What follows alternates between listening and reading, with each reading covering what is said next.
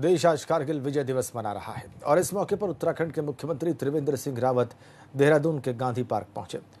मुख्यमंत्री ने शौर्य दिवस के मौके पर आयोजित कार्यक्रम में शिरकत की और शहीदों की प्रतिमा पर पुष्प अर्पित कर उन्हें श्रद्धांजलि दी। इस कार्यक्रम में सेना के कई पूर्व अधिकारी भी शामिल हुए। आपको ये भी बताएं कि लॉकडाउन के बाद पहली बार गांधी पार्क खुला है और सोशल डिस्टेंसिंग के चलते सीमित संख्या में अतिथियों को बुलाया गया था।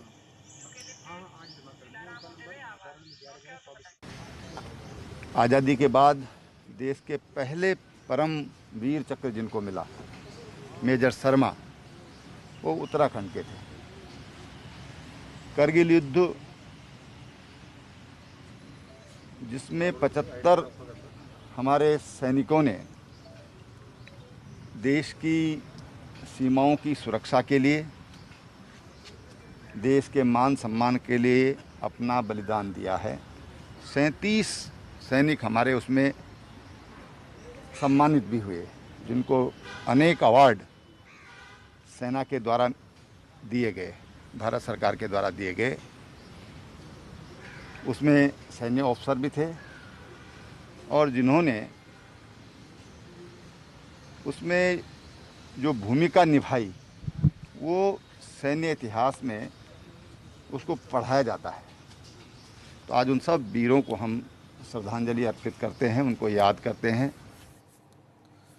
चलिए आगे बढ़ते हैं। उधम सिंह नगर जिले का पंतनगर एयरपोर्ट अब अंतर्राष्ट्रीय स्तर का बनने जा रहा है। एयरपोर्ट अथॉरिटी ऑफ इंडिया की ओर से मुख्यमंत्री त्रिवेंद्र सिंह रावत को ग्रीन फील्ड एयरपोर्ट की प्री फिजिबिलिटी रिपोर्ट सौंपी गई है। मुख्यमंत्री त्रिवेंद्र रावत ने कहा है कि केंद्र सरकार के सहयोग से पिछले 3 सालों में उत्तराखंड में हवाई सेवा में बहुत काम किया गया है। ढांचागत विकास के साथ देश और प्रदेश के कई क्षेत्रों के लिए हवाई सेवा शुरू की गई। प्रदेश में पर्यटन, आपदा और सामरिक दृष्टि से हवाई सेवाओं के बुनियादी ढांचे को मजबूत करना बहुत जरूरी है और इसके लिए सरकार की ओर से हर संभव प्रयास किया जा रहा है। उन्होंने कहा कि पंतनगर में बनने जा रहे ग्रीनफील्ड एयरपोर्ट में अंतर्राष्ट्रीय मार्केट में फायदा मिलेगा, लोगों को भी रोजगार मिलेगा।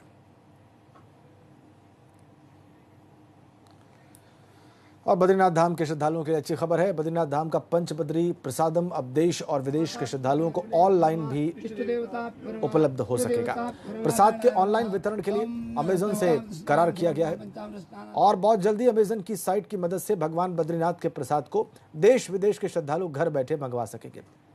आपको बताएं कि जिला प्रशासन की ओर से पिछले साल स्थानीय लोगों को स्वरोजगार से जोड़ने के मकसद से पंचबद्री प्रसादम योजना शुरू की गई थी, लेकिन कोरोना के चलते भक्तों को बद्रीनाथ का प्रसाद नहीं मिल पा रहा था और ऐसे में स्वयं सहायता समूहों और काश्तकारों को नुकसान उठाना पड़ रहा था।